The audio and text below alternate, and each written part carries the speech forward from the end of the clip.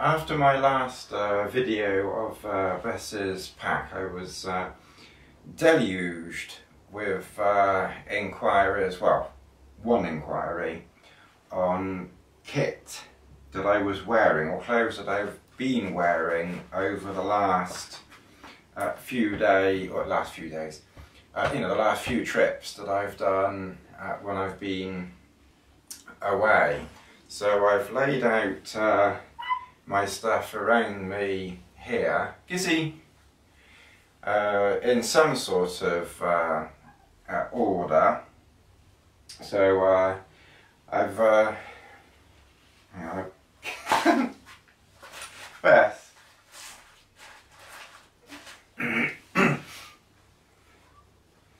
So I've got stuff laid out around me, and I thought I'd just do a little bit of information on a few things I've tried either recently or in the past that hasn't worked too well.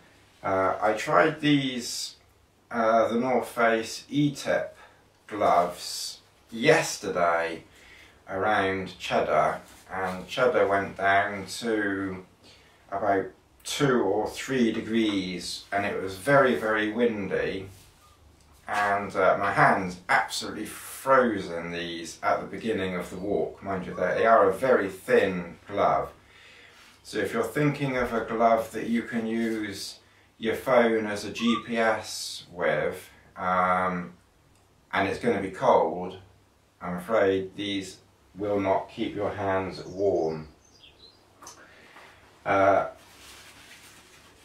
I've also in the past used a Perimo hat, and that's fine. This is a large. I actually have tried a medium, but the medium was too tight. But I find that after using it for a little while during the walk, it would keep coming down over my eyes, and frankly it was a pain in the neck. So those are a couple of things there that I've tried briefly, or the Perimo hat I've used a lot, and I didn't get on too well with it. Going back many years, and going back to sort of 2004, gloves, I had these, or have these extremities Gore-Tex lined gloves, and you know, they're okay for messing around in, but if they get wet when you're out walking, they're going to be an absolute nightmare to dry. So I've now moved on from that system of gloves, and I've also tried these Cloudveil gloves, and again it's one thick glove, and you get that wet and you're in for all sorts of trouble. So those are just a few things that I've tried and forgotten about. Meow, Gizzy! No, I haven't got no waterproof gloves. Let's try and get those, Gizzy. Right, all the staff have wandered off, so we'll let them go. I tell you, it's absolutely freezing out here in my conservatory. Whew. Right, so I think the best thing to do is to start at the top and sort of work down and see how we get on, I think. So I've discarded that. I think the next thing to discuss is hats, or of what I actually used this last time. I found this Low Alpine Wind Pro, or sorry, Polartec Thermal Pro beanie, and I must admit I found that that was much better. I don't know if you can see it. Let's come down here a minute. So yeah, I found this was much better, and it didn't come down over my eyes, and that just worked. That just worked an absolute treat.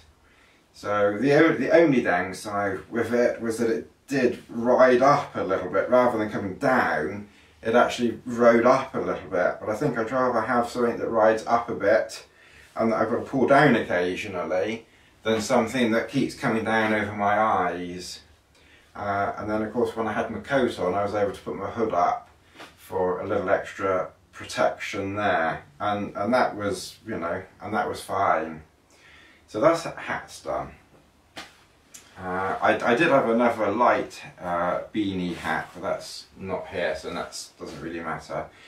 Right, so the next sort of thingy down then is torso, and for that I wore a long sleeve. On my list, I haven't actually got this written down on my list, to be honest. I think on my list I've got a short sleeve t-shirt, but I wore a long sleeve merino zipped top, and this one is by Chockfish, Chocolate Fish Merino, or Chocolate Fish, Chockfish. You'll have to Google them. It's a tiny independent company in the United Kingdom. That's their logo there, and as you can see, that is made in New Zealand, and then they import it from New Zealand to here.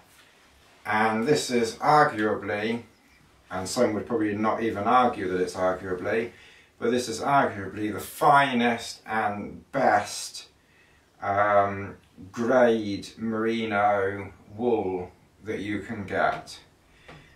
So if you're looking for a non-itch top, t-shirt or long sleeve base layer, then frankly look no further than Chocolate Fish. I bought this, I'm not trying to sell it or flog it. It is top quality stuff, and it is, you know, it's excellent. So that was my base layer, and I do recommend their merino.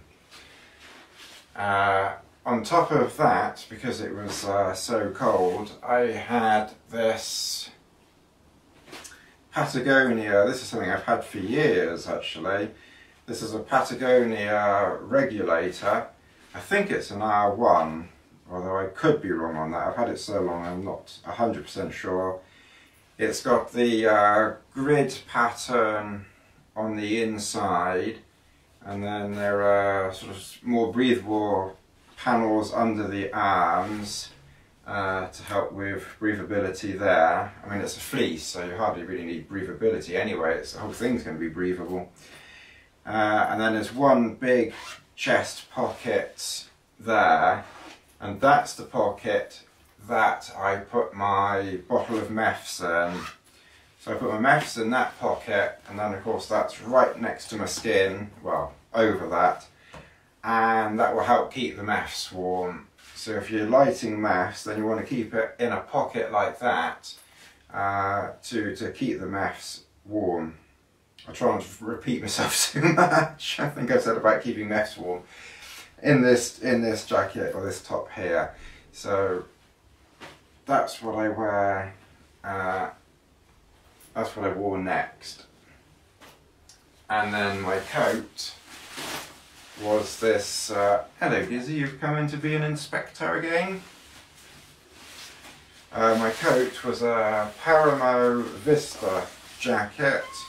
This is one of their lighter jackets, so I possibly wouldn't recommend this in the high mountains because it is one of their lighter jackets. You maybe need to look at one of, oh Gizzy, you maybe need to look at one of their Aspira jackets, or you know, whatever else you wanted to look at, of course a hard shell, anything like that.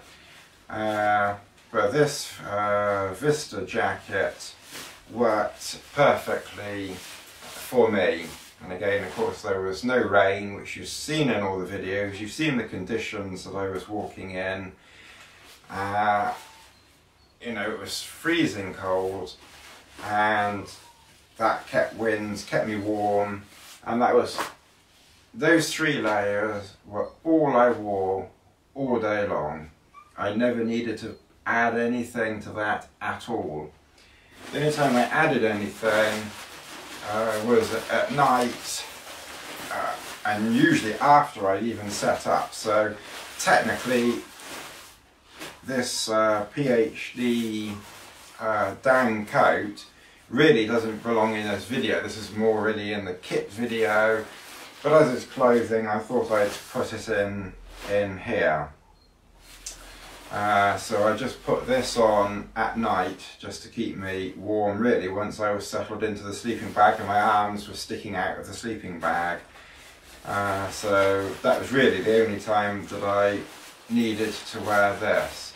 Again, everyone's style of walking is different. I really just keep walking. I might stop just for a few minutes here and there to shoot some video or to have a roll, but I don't stop for very long. Gizzy!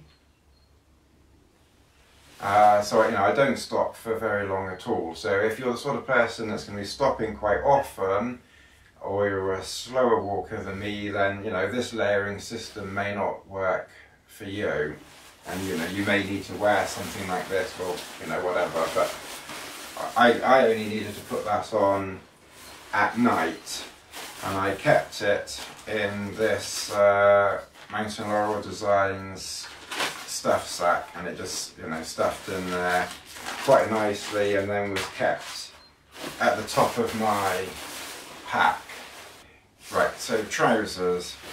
To save the weight of carrying waterproof trousers, which I didn't carry waterproof trousers, didn't have waterproof trousers, I took these Paramo Cascada trousers, and these work in the same way as their jackets. You have an internal pump liner. I won't go into all the technical details, you can look it up and you probably know about it anyway. But it has an internal liner and an external water resistant material on the outside, and together the idea is that they'll keep you warm and dry. And again, there wasn't any rain of course because it was freezing cold, but they certainly kept me warm and dry, and they were excellent, and I was very comfortable in those. But they would be too warm once it starts to warm up, then you'll get too warm in those. Gloves. I think gloves are probably the next thing to do. Now, for a long time I really struggled with gloves, and I'd get cold hands. Bess, go back. And I would really struggle with, and I'd really struggle keeping my hands warm, which I'm almost doing out here to be honest. Hello Bess, where's Gizzy? You find Gizzy? Bess. Now this is just a light, very light pair of merino gloves. I bought these in my local store. I have to say the quality probably isn't that brilliant. I think these are a Trekmate or something like that. They're looking a bit thin through there, so I don't know if these are going to last very long, to be honest. Yes. But these have those, the stuff, whatever it is, on the... Oh, Bess! Stealing the show again, Bess. So yeah, these have the contacts on the two fingers and the thumbs for using phones and things like that. So that's and more gloves are coming out with these. Although I must admit I didn't actually wear these. I took these as a day use sort of backup glove that I never actually used. What I did use, those off.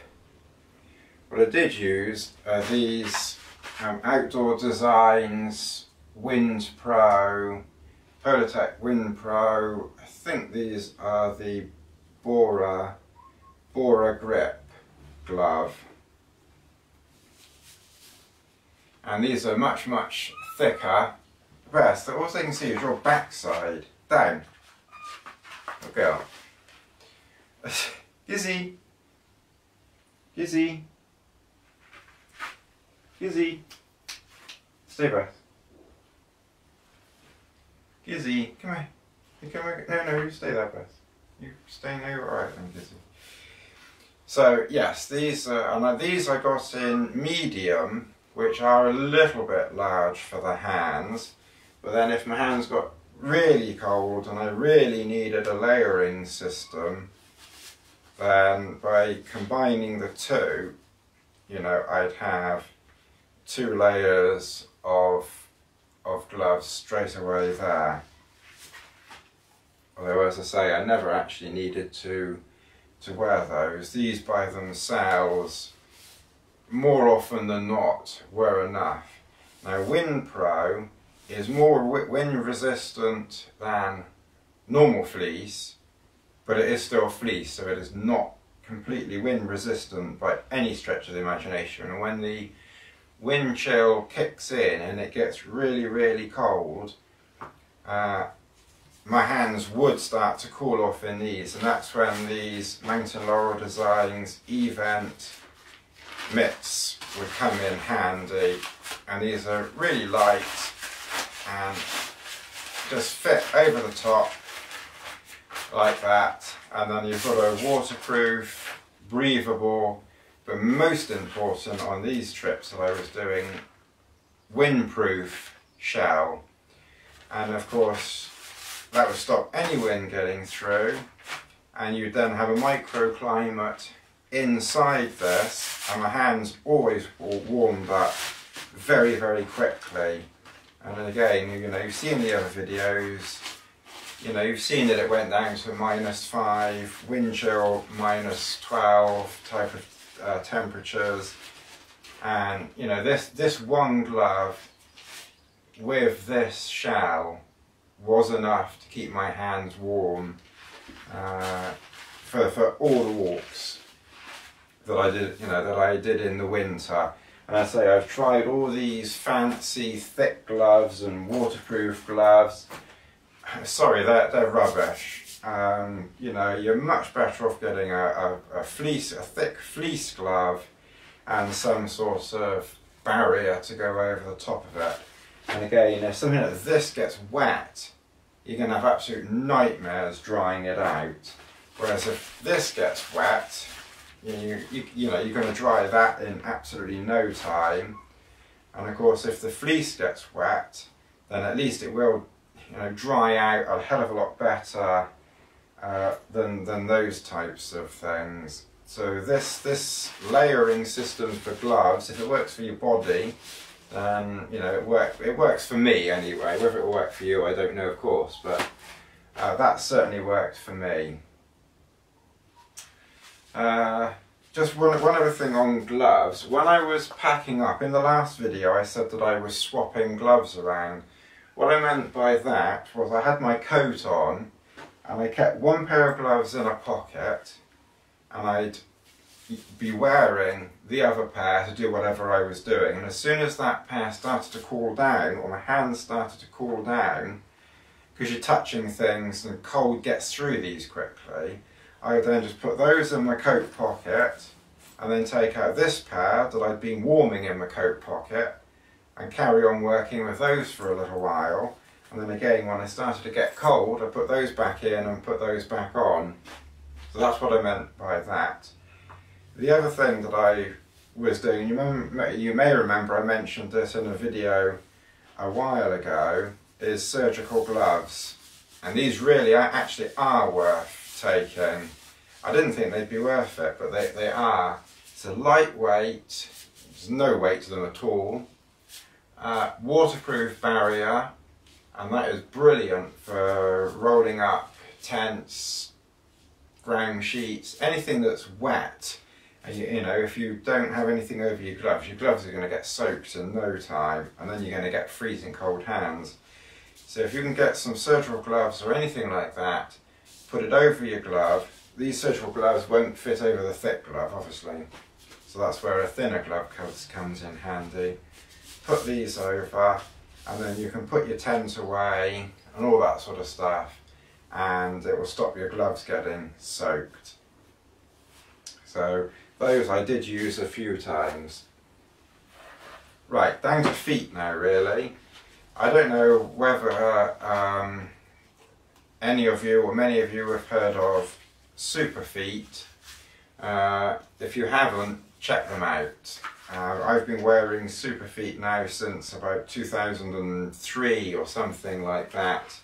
You buy a pair of shoes and you have a rather rubbish footbed in there. I haven't got a footbed in here, of course, because I've taken them out yonks ago.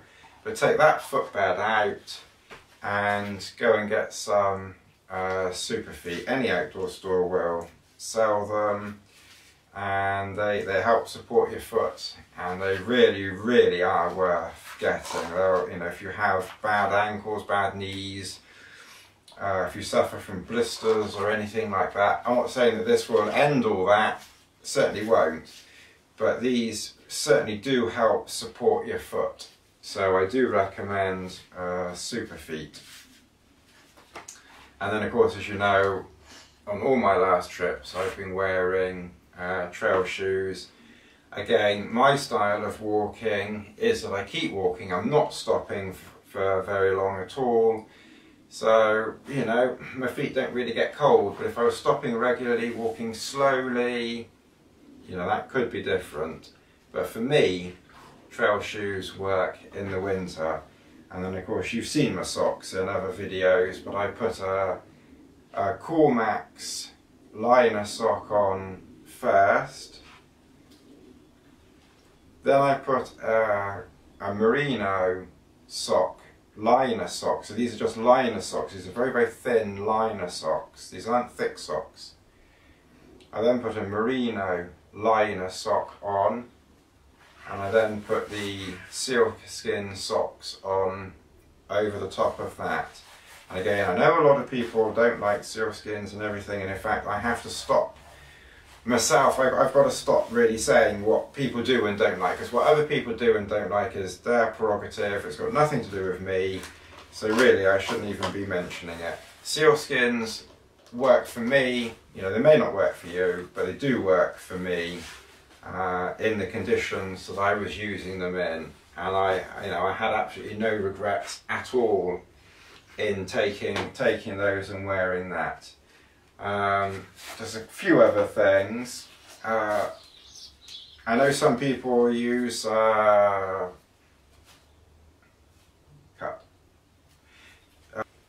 this is my wallet. It's actually a Mountain Laurel Designs Ditty bag, and all I put in there is my credit card, driving license, the plastic one, and an RAC membership card, and usually a £10 note or something like that, just as an emergency. And you know, that's my wallet. That goes in my pocket, and there's no weight to that at all. So that's what I use for a wallet. And walking poles, I use the Pacer pole. I use the carbon Pacer pole. I know it's not clothing, but you know, it's external, and I'm not carrying it in my pack, so I thought I may as well just mention it here. So I also have other poles as well. I have the carbon poles. Sorry, I also have the aluminium poles, which I would use for the Duo Mid and the Super Mid. But for the Trail Star and that sort of thing, then the carbon Pacer poles are what I use for walking. And then just one last thing, if you want to wash or treat Paramo, so that's either Paramo trousers or their coat, or no, oh Gizzy, am I ignoring you? Pass down, good girl. Oh, Gizzy. We're trying to make a video, Gizzy. We're telling everybody what they can wear to keep them nice and dry and warm, because you've got a lovely fur coat. Yeah, so for washing Paramo and Merino, what is recommended is dry pack liquid soap flakes. Now you may be able to buy this in some shops, but if you can't buy it, then they will supply it direct. Let me just bring this up to the camera. Oh God, knees. So that's what's recommended, certainly for Merino, and these companies also say it's okay to use for waterproofs and things like that. And I have no reason to doubt that at all. So, and that is a lot cheaper than the Nick Wax's wash. And then for treating your waterproof clothing, as in the Paramo waterproof stuff, then backwards. Then you want TX Direct washing. Well, nobody expected me to have a little one, did you? So I grabbed hold of a big pot. And I think here endeth the lesson on, oh Bess, on what I wore during the day. So I'll try and do a video sometime over the next week or so. Bess, sit. I'm sure people don't want to be looking at your bottom, Bess. Sit. Thank you. Yeah, I'll try and do a video sometime over the next week on, now they can't see me, Bess, because they can just see the back of your head, on the kit that I took, or that I've been using over the last few trips, and how I packed it in the pack. So I don't know if you can still see me over there, but until next time, thanks for watching. Bye. Now, are you going to turn that off for me, Bess? Go and turn it off. No, you're not going to turn it off? Oh, I've got to do it myself. Right, now where's the off button? Mind your bottom, Bess. Right, nice shot of Bess there. Bye, Bess.